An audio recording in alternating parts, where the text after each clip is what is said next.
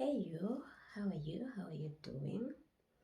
I don't know. I don't know how this video is going to look like. My my light has been borrowed and it is not yet back. Yeah, I wasn't expecting that I'll be doing a video at all.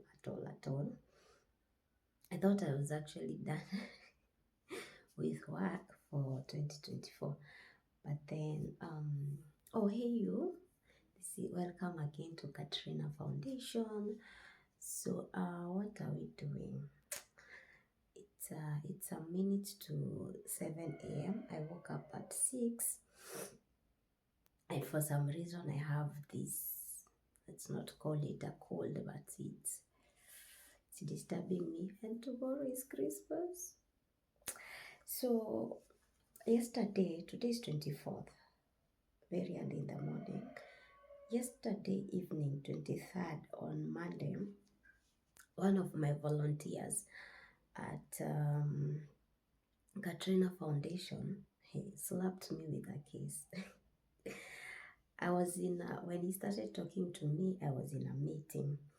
You see, I had shared an opportunity for teenage mothers who want to go back to school and keep their baby at the same time. There is an organization that is giving them that kind of opportunity with that kind of setup. So I shared that, and he was like, thank you, I'm going to share this with someone I know. And I was like, cool, you're welcome. So today, yesterday, he comes to me like, this girl that I was sharing with couldn't apply. And I'm like, why? She doesn't have a phone. What about her parent, mother, caregiver, someone? Uh, Even the mother doesn't have. I was like, if you're close to her, why don't you then try and see if you can help her with your phone to apply from it, okay? And he's like, okay. You see, I'm trying to dismiss our chats because I'm in a meeting, and of course it's not very right to be on your phone when you're in a meeting. But he's not satisfied. So later that in the evening, around 6, I think so, he tells me now the girl's stories. Like, you see, this girl, and now this is the story of what he wrote to me. The text he sent me. I think some of you have seen it in my socials, Katrina Foundation, on Facebook, on Instagram, on LinkedIn. Yeah, I really hope so. So he texts me and tells me this girl is a deaf girl. And then I happened to find out from questioning him that she's 19-year old. She was impregnated by her stepfather, the mother's husband. And right now, the man is in prison for that act. And so her child is barely 1 year old. The child was born early this year. Now, the wars of this girl just began. You'd think, hey, at least, justice is being served. Now she's okay, but unfortunately not. So the mother of this girl happens to be very abusive. So this is what he tells me. The mother is very abusive. He beats them up. Sometimes he throws her out together with her baby, and she's struggling a lot to fend for herself and her baby, and find a place to sleep when they are thrown out and all that. And so he's like, he wants me to help on how this girl can be rescued. And the mother brought to book, to account for that, like what action can be taken against the mother and how can this girl be rescued. Like, wow. It's 23rd evening, I think. I thought I was done for this year. But yeah, Katrina Foundation. So I have to think fast, and of course, partnerships, they help people you know. And so I share this. I share in, I have a bigger WhatsApp group, and the small Katrina Foundation one. Oh my God, the phone is going off. So in the bigger WhatsApp group, I share about it, and some of the people we know each other. Thank you so much, Mama Siri, Nairobi County, for coming in.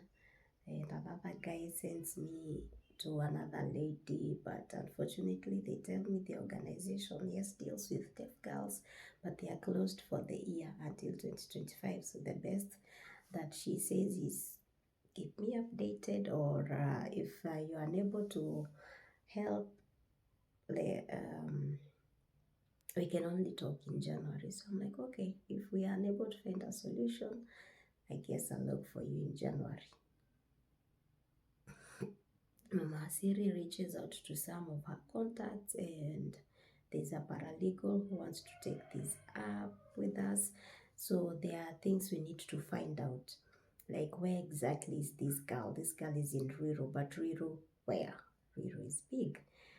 This guy doesn't know because unfortunately this girl doesn't have a phone, like I said.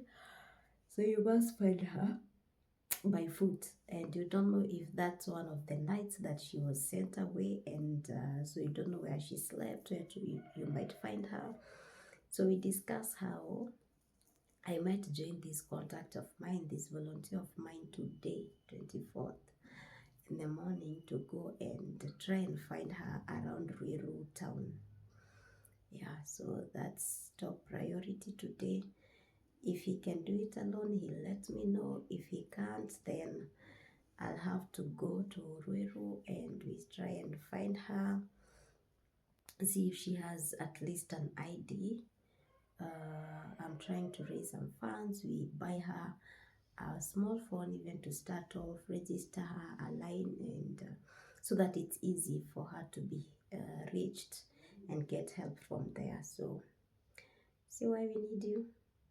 Please do come in. So I'll be updating how it's going. He said he'll talk to me at around 9 to confirm how things are. So I'm waiting for that 9 a.m. Then we see how we go from there. One of the people I know has promised to help me with 500 bob later today. So yeah, I'm waiting for that. I'm also waiting for anyone else who's going to chip in with anything. We go try and find her, buy whatever I can buy for her, if it's a phone first, so that at least there's a way to reach her and see how she's going to be helped. Now this paralegal needs to know exactly where she is, her chief of that area, the police post that is near her, and such. So we need that information today. Anywho, later my phone is going off. So help us God. See, this is why I told you guys I need you. I cannot do a lot anymore by myself. So come on board. Let's see how we help this girl. Okay. See you later. Hi guys, and Merry Christmas. So an update on the deaf girls case. So today is 25th. That's why I've started by saying Merry Christmas. Da da da. Uh, Yesterday, the 24th, was spent looking for her, actually to no avail, around Ruiru. But now there's someone else around that town who sells there and sees her often, who also has my contact. So she's going to be helping me to find her, because yesterday she wasn't found at all at all. She was nowhere to be seen. So we are still hoping that this lady will be able to find her. But the info that she has given me so far, what we've been able to establish is she comes from a place called Kwa Kitamba or Kitamba in Ruiru, and the nearest police station is in a place called Watalam. So yeah, that's what we have so far by 24th. Right now, of course, today is Christmas. You can't force a lot today to happen. So she told me maybe on Monday she might try and see what else she comes up with. So unfortunately, the only name the someone knows of her is a sign name, which isn't helping. So we wait for Monday. I am still so hopeful that we will find her and be able to help her and rescue her. Yeah. Okay, later. So hi guys, a quick update on the case again. Today is 28th. Yes, it's the morning of the 28th of December. Oh, it's on Saturday. Yes, actually, I'll be posting this now for, yeah, I'll be posting this today. So what happened? We couldn't find the girl until yesterday, 27th.